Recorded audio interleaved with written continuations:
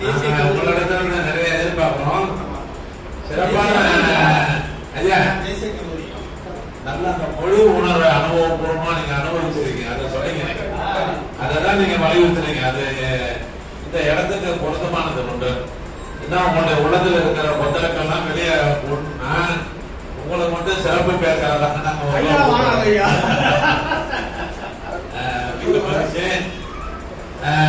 நீங்க தமிழ் வழியில படிச்சீங்க, நானும் தமிழ் வழியில படிச்சேன். அதனால அந்த வகையில உங்களுக்கு பாராட்டு சொல்லிக்கிறேன். அடுத்ததாக நம்முடைய திராவிட விடுதலை கழகத்தின் தோழர் மதியழகன் அவர்கள். இப்பொழுது என் பேர் மதிவான், உங்க பேரு மதியழகன். நிறைய சென்ற ஆண்டு இந்த அரங்கத்துக்குள்ள ஒரு 20 பேருக்கு மேல இருந்தாங்க. இந்த ஆண்டு குறைவா வந்திருந்தாலும் நேரம் ஒதுக்கி இந்த மொழி உணர்வுக்காக அமைதியாக நிகழ்ச்சியை நடத்தி கொண்டு அந்த நிகழ்ச்சிக்கு ஒத்துழைப்பு கொடுத்திருக்கக்கூடிய அனைவருக்கும் வணக்கம். பெரியார் சலிப்பு உணர்வு தற்கொலைக்கு சமம்னு சொல்லியிருக்காரு. அவர் இறுதி வரைக்கும் அவருடைய கருத்தை யாரு கேட்டாலும் கேட்கறதுனாலும் அது நடைமுறைக்கு வருதோ வரலையோ அதை பத்தி எந்த கவலையும் இல்லாம தன்னுடைய பணியை தொடர்ந்து சலிப்பு இல்லாம செஞ்சுட்டு இருக்காரு, செஞ்சு வாழ்ந்துட்டு போயிருக்காரு. அந்த இப்ப நம்ம இருக்கக்கூடிய காலகட்டத்துல ஐயாவை தான் உதாரணம். அதோட எண்ணிக்கை எனக்கு முக்கியம் இல்ல.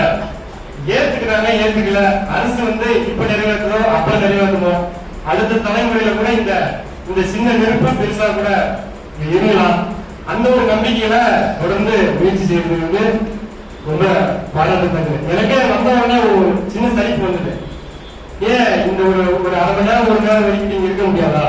வர்றது போறது, அங்க வேலை இருக்கு, இங்க வேலை இருக்கு, எனக்கு வேலை இருக்கு, எல்லா வேலையும் ஒதுக்கிட்டு எல்லாருக்கும் இருக்கிற எல்லாருக்கும் வேலை இருக்கும், அதெல்லாம் ஒதுக்கிட்டு வருது. அந்த இதுக்கே நம்ம எந்த அனுபவம் இல்லை. அப்ப நம்ம மத்தவங்களுக்கு கருத்து சொல்றது, அரசாங்கத்தை போல சொல்றது அடுத்தது.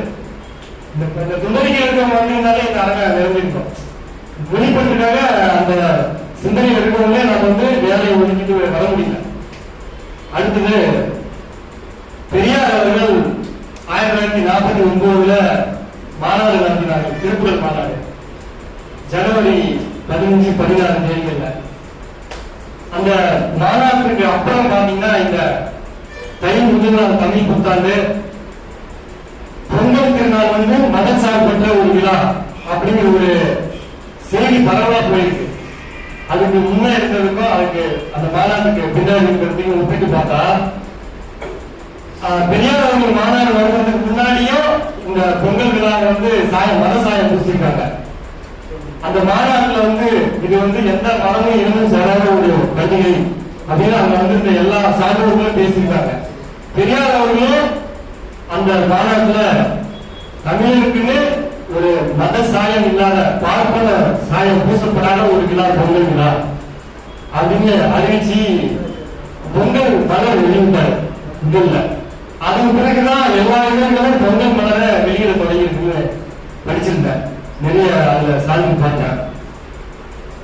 அதுக்கப்புறம் பாத்தீங்கன்னா இப்போ அர்ஜுன் சம்பத்து இந்து மக்கள் கட்சி தலைவர் நினைக்கிறேன், ஸ்டாலின் அவர்கள் இந்துக்களுக்கு மட்டும் பொங்கல் பரிசு பணம் கொடுக்குறோம், இது இந்துக்களுடைய பண்டிகை அப்படின்னு பேச தொடங்கியிருக்காரு.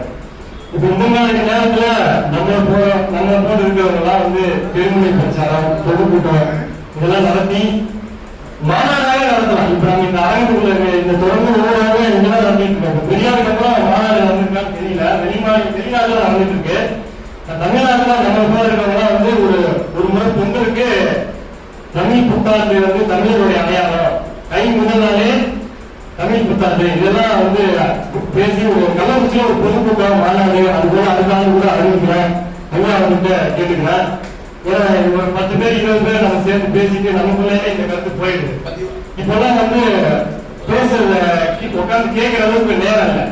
அதுவே நம்ம பெருமுனை பிரச்சாரம் பொதுக்கூட்டம் மாநாடுன்னு போகும்போது ஒலிபெருக்கி மூலமா இந்த கடைகள் இருக்கிறவங்களுக்கு கடைகளுக்கு போறதுக்கு கேட்கறதுக்கு துணைக்கு மூலமா செய்தி போறதுக்கான ஒரு வாய்ப்பு இருக்கும்.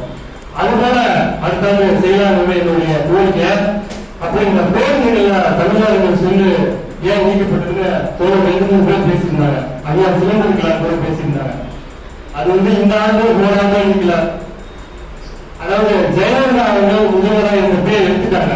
அண்ணா இங்கதான் இருக்காங்க. நாராயணன் நான் கேட்டேன், இந்த தமிழ்நாடு வார்த்தைக்கு எவ்வளவு செலவாயிடும் அந்த சொல்லியா இருக்காங்க அப்படின்னு சொல்லி நான் கேட்டுட்டேன். அப்பவே அண்ணன் கேட்டு அந்த போக்குவரத்து கழகத்துக்கும் தலைமைச் செயலகத்துக்கும் பதிவு அஞ்சல் அனுப்பியிருந்தேன். அண்ணன் இங்கதான் இருக்காங்க, அண்ணனுக்கு தெரியும். அது மாதிரி 3 தடவை அனுப்பியிருக்கேன்.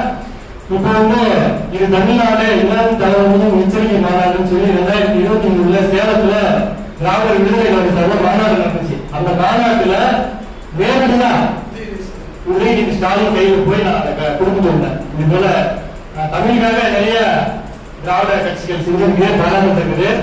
அந்த வரிசையில இந்த சூழல் எதற்காக எடுக்கப்பட்டதுன்னு தெரியல. அது குறித்து நம்ம வேலைக்கு வேண்டாம், அதை சேர்க்கலாம்.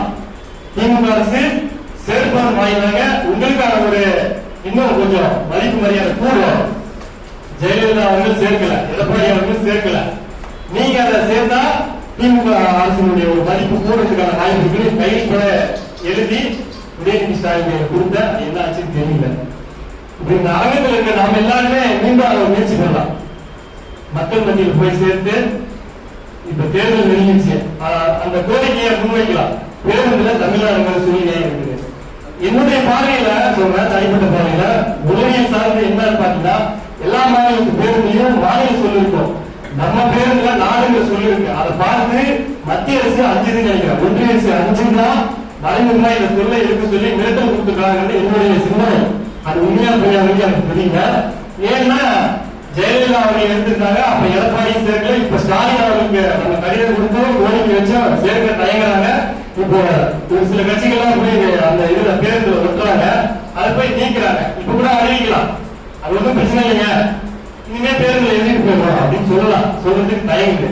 இப்ப இந்த தேர்தல அந்த கோரிக்கையை நம்ம முன்வைக்கலாம். கண்டிப்பாக அடுத்த ஆண்டு குறைந்தபட்சம் வெளியில பொதுக்கூட்டமாவது நாம எல்லாம் சேர்ந்து நடத்தலாம் என்று கோரிக்கை வைத்து விடைபெறுகிறேன். நன்றி.